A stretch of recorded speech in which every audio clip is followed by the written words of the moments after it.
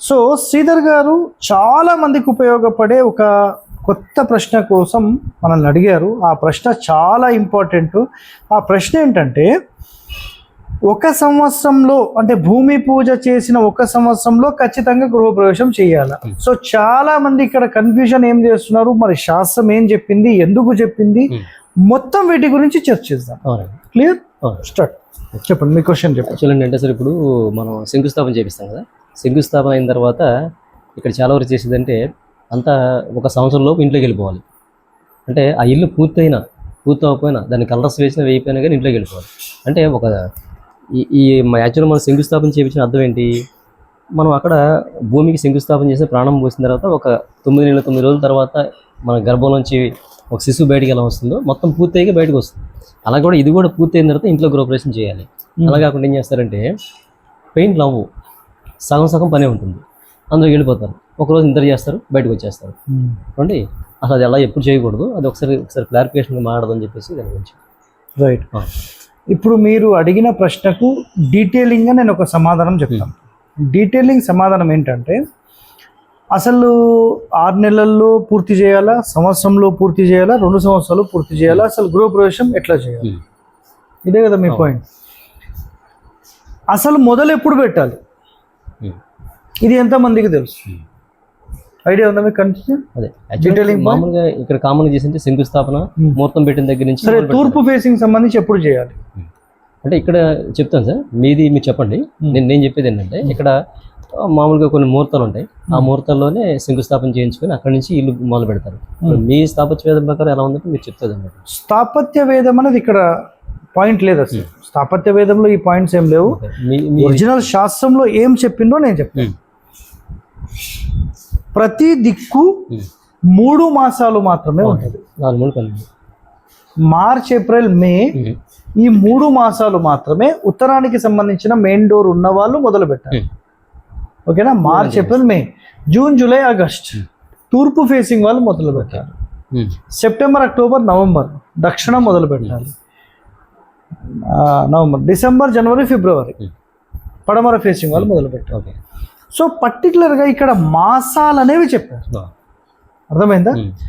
ఈ మాసాలు ఎందుకు చెప్పారు?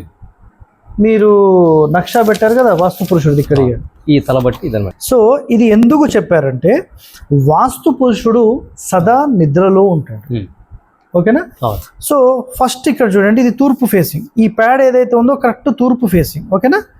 మొట్టమొదటిగా వాస్తు పురుషుడు మనం ఇందాక అనుకున్నట్టుగా మార్చ్, ఏప్రిల్, మే జస్ట్ ఎగ్జాంపుల్గా 1 మంత్ అటు ఇటులో ఉంటుంది మాసాలను బట్టి. సో ఇప్పుడు తల ఎటు ఉంటుంది అంటే, ఈ ప్యాడే మీకు 90 డిగ్రీ, ఇది తూర్పు. ఓకేనా? ఈ ప్యాడ్ ఏదైతే ఉందో ఇది తూర్పు, ఇది పడమర, ఇది ఉత్తరం, ఇది దక్షిణం. ఓకేనా? సో ఇది చూడండి, ప్యాడ్కి నేను జస్ట్ వాస్తు పురుషుడి తలను టర్న్ చేస్తాను. ఇప్పుడు తల ఎటు ఉంది? పడమరలో ఉంది. ఇది పడమర, ఇది తూర్పు కదా, మన ఒరిజినల్ తూర్పు ఇది. సో ఈ తల మార్చ్, ఏప్రిల్, మేలో ఎట్లా టర్న్ అవుతుందంటే, మార్చ్, ఏప్రిల్, మే ఇట్లా టర్న్ అవుతూ ఉంటుంది. ఓకేనా? సో ఇప్పుడు చూపు ఎటువైపు ఉంది అంటే, ఉత్తరం వైపు చూస్తున్నాడు. ఉత్తరం వైపు చూస్తున్నప్పుడు మీరు ఉత్తరం మెయిన్ డోర్ కి సంబంధించింది మొదలు పెట్టాలి. సో ఇక్కడ చూడండి, మార్చ్, ఓకేనా, ఏప్రిల్ అండ్ మే వరకు ఇక్కడికి వచ్చేస్తాడు, తల ఇటు వచ్చేస్తుంది. ఓకేనా?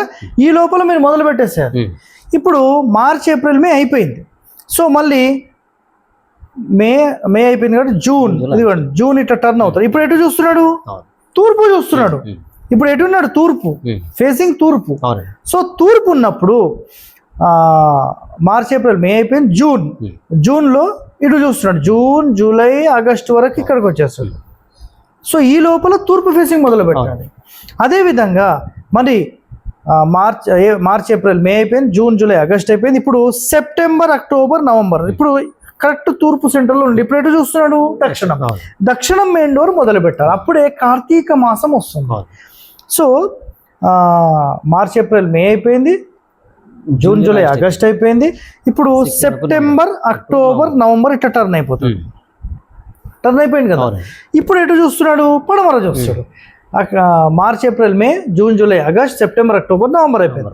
సో ఇప్పుడు డిసెంబర్, జనవరి, ఫిబ్రవరి పడమర ఫేసింగ్ మొదలు పెట్టాలి. మళ్ళీ మార్చ్ కల్లా ఎక్కడికి వచ్చేస్తాడు? ఇక్కడికి వచ్చేస్తాడు. ఇక్కడ జరుగుతున్న ఇంపార్టెంట్ ఇన్ఫర్మేషన్ ఏంటంటే, మీరు మార్చిలో ఉత్తరం ఫేసింగ్ మొదలు పెట్టారు.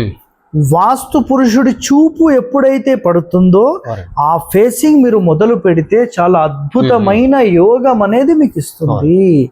అదే విధంగా ఇప్పుడు ఈ వాస్తు పురుషుడు ఉత్తరం చూస్తున్నప్పుడు మీరు మొదలు పెట్టేశారు ఉత్తరం ఫేసింగ్.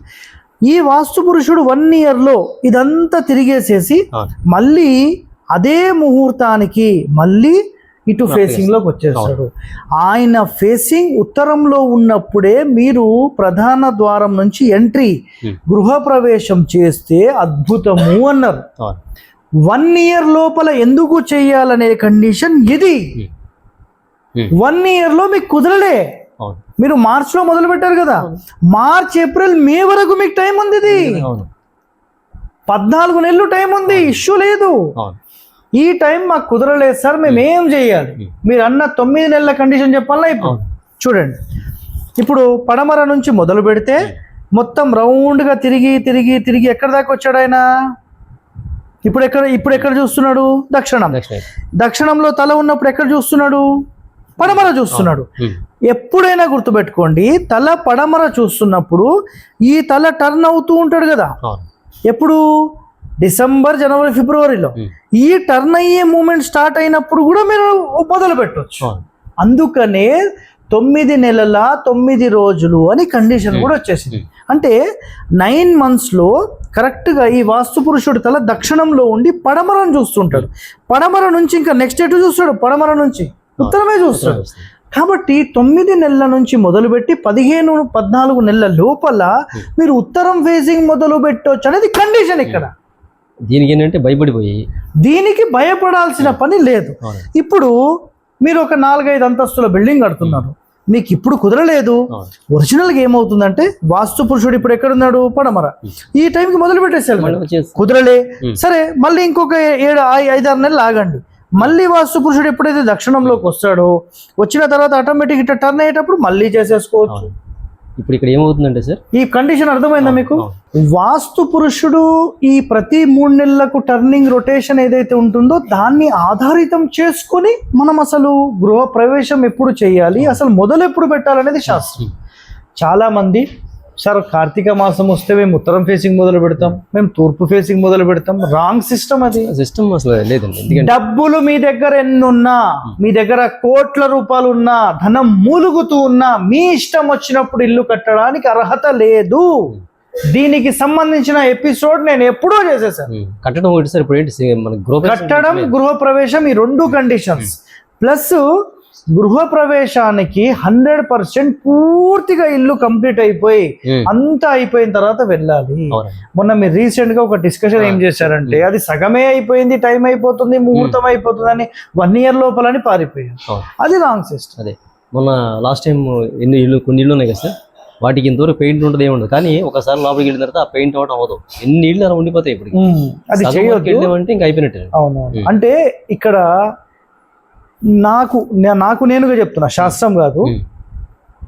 మీరు గృహ ప్రవేశం చేశారంటే ఇప్పటి నుంచి మాకు అద్భుతంగా ఇలాగే ఉండాలని, అంటే కంప్లీట్ కాకుండా ఉండాలని, అట్లాగే ఉండిపోతుంది. ఇప్పుడు అదే వచ్చింది సార్, ఎందుకంటే అది అలాగే ఉంటుంది.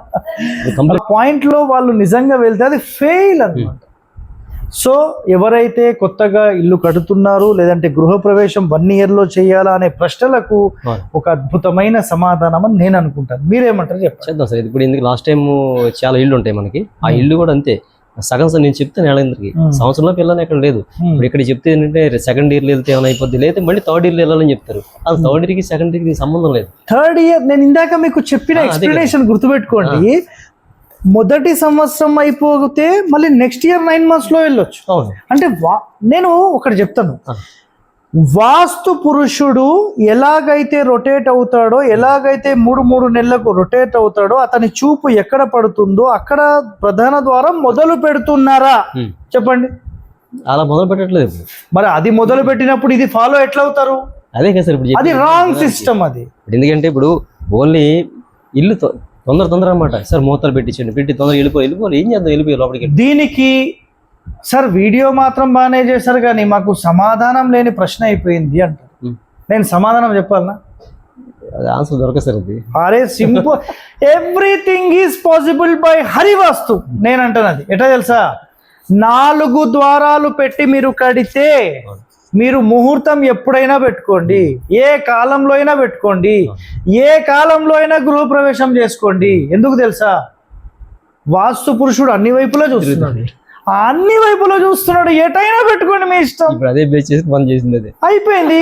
మీరు ముహూర్తం ఎప్పుడైనా మొదలు పెట్టవచ్చు, ఎప్పుడైనా గృహప్రవేశం చేసుకోవచ్చు. అది 11 months 12 months 13 months సంబంధం లేదు. అదే సార్.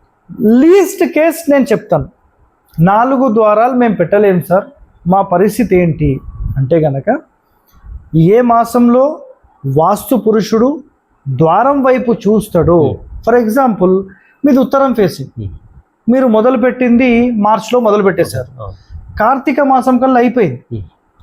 సో దక్షిణం డోర్ కార్తీక మాసంలో ఎక్కడ చూస్తాడు వాస్తు పురుషుడు, దక్షిణం వైపు చూస్తాడు.